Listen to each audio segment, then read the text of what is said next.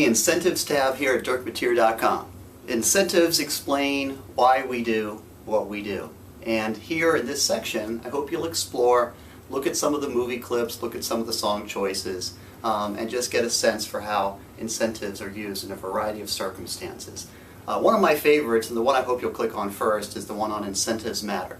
This is a little demonstration I do in class, and essentially what I do is I ask a student to come up in front of the room, and then I drop various amounts of money on the floor in front of them. So for instance, I would drop this $1 bill on the ground, and I would ask the student to imagine that they are simply walking along campus, and there's a dollar on the sidewalk in front of them. They didn't see who dropped it, it's just there, and ask them to do whatever they would normally do. No student has ever failed to pick up the dollar. Everyone picks up the dollar. Everyone understands the dollar is a reasonable enough compensation for the value of their time.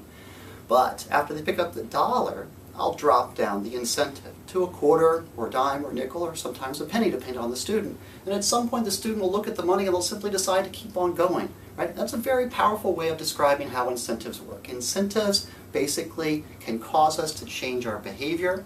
Right? And from a policy standpoint, it's hugely important that we understand that we can change people's behavior at a high cost. For instance, everyone will pick up the dollar.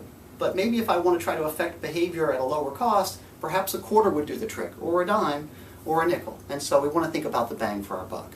So explore this section. If you're looking for something that's musically oriented, check out I Need a Dollar by Chris Webby. He has a very interesting strategy for soliciting money. He actually asks for donations for his music in terms of charging a price. Some other artists do this as well, but what kind of incentive structure does that create? Right? And would you pay Chris Webby for his song, or would you free ride?